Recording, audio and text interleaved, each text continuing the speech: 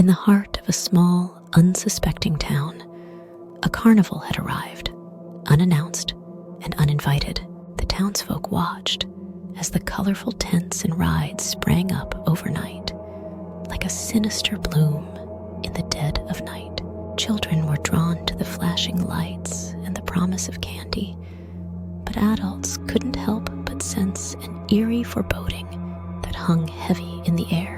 As the carnival's grand opening drew near, a particularly eerie attraction was set up. An old, creaking Ferris wheel, adorned with tattered banners that read, "The Wheel of Whispers." Crowds gathered, curious and apprehensive. The carnival's enigmatic ringleader, known as Mr. Carver, was an imposing figure. A sinister mask concealed his face. He beckoned the townsfolk to partake in the eerie spectacle. John and Sarah Anderson, along with their young daughter Emily, had recently moved to the town in search of a quieter life. Their arrival was greeted with suspicion by the townsfolk, who saw them as outsiders meddling with the town's balance. Sarah was a loving mother who saw the carnival as an opportunity to create lasting memories with Emily. The young girl's eyes gleamed with excitement, and despite her parents' unease, she begged to take a ride on the Wheel of Whispers.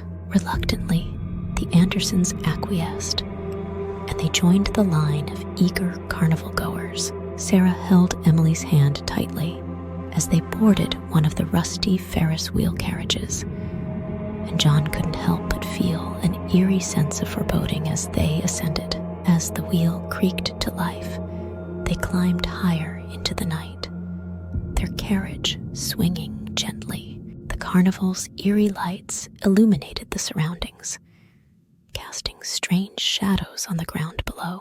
But it was when they reached the peak of the wheel's rotation that the true evilness of the attraction was revealed. A deep, unsettling silence descended as the townsfolk watched in horror. The Ferris wheel seemed to come alive, its decrepit structure shifting and groaning. The tattered banners that once read, "The Wheel of Whispers," now spelled, "The Curse of Whispers." Sarah, Emily, and John were trapped in their swaying carriage, helpless as the wheel took control of their fate. A haunting whisper filled the air, revealing a chorus of voices from the past and the present. The carnival's attendees below were equally ensnared by the sinister forces at play. They watched in horror as the faces of their loved ones contorted with fear, their eyes filled with dread. Sarah clutched Emily tightly, shielding her from the overwhelming whispers that filled their minds.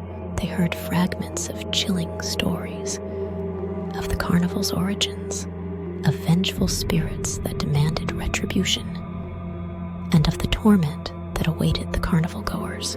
The entire town had become ensnared in the curse. Desperation gripped the Andersons as they realized they had to break the curse to save their family and the town. They clung to each other and began to chant an incantation Emily had read from an old book on curses. Their voices cut through the whispers, and a brilliant light emanated from within the carriage.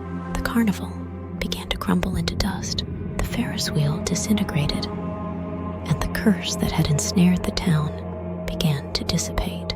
The carnival's eerie lights flickered and faded, leaving behind only a barren field.